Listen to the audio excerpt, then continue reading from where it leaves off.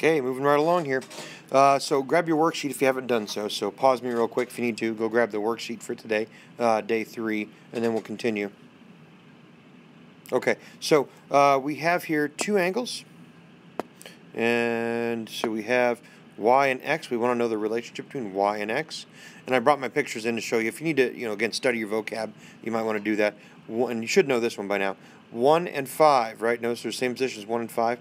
They're in the same position as each other. So this set here and this set of 4 angles here, these two are the upper left of those two sets. So they're called corresponding angles. So again, the answer for number 1 is corresponding angles. Okay, so go ahead and pause me here, go into class kick, and you work one real quick. Okay, so taking a look here at y and x again. This is on the outside, so notice here are our parallel lines. This is our transversal. And y and x are for sure on the outside of those two parallel lines. And they're on the opposite sides of the transversal. So they're alternate exterior angles, like 1 and 8 are over here. Alternate exterior angles. Continue for a few more examples for me. I'm going to talk about the worksheet some in the instructions, so just go ahead and follow along and pay attention. The top part of the back of the worksheet uses, 9 through 13 uses this diagram. So name all pairs of vertical angles, like 1 and 4 are vertical, 2 and 3 are vertical, so I need all pairs of those. Give me an angle that is supplementary to 8. 6 and blank are alternate interior. Name all pairs of alternate exterior angles, and I do mean all pairs of them.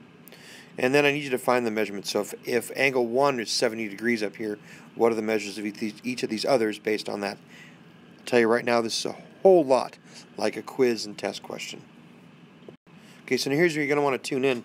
I'm going to do one of these. I'll do this top one, and you'll do the next two in your in-class kicks. So 2 and 7.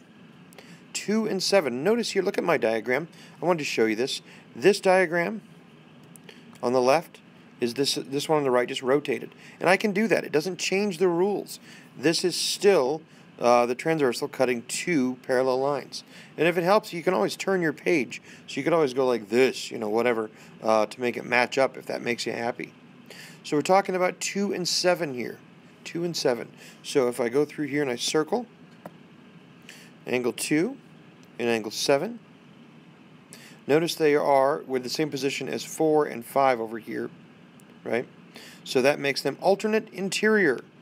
So they're between the two parallel lines, and they're opposite sides of the transversal, so they're alternate interior angles. Okay, so you're going to go into class kick and finish the rest of number 14, angle 6, 7, angle 3, 4. So as we already discussed, 2 and 7 were alternate interior. Let's take a look at 6 and 7 on here. And I'll grab my, there we go. So 6 and 7 right here, 6 and 7.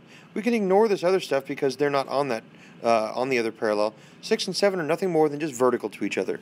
And again, if you remember back to that word vertical angles formed by the intersecting lines of opposite sides of each other. So 6 and 7 are vertical. And then we're going to look at 3 and 4. So back to my laser pointer here. 3 and 4, well, again, they're not over here, so you can kind of ignore those other ones. But if you notice, they are together, they form a straight angle. So together, these two make 180 degrees. So there's two things I can say about them. First off, they share a common side, so they are adjacent. Secondly, they add up to be a total of 180, so they are supplementary. So you need two answers for 3 and 4. You need adjacent, and you need supplementary. Two answers for that part. If you didn't, go back in and fix that. Take a look at it again.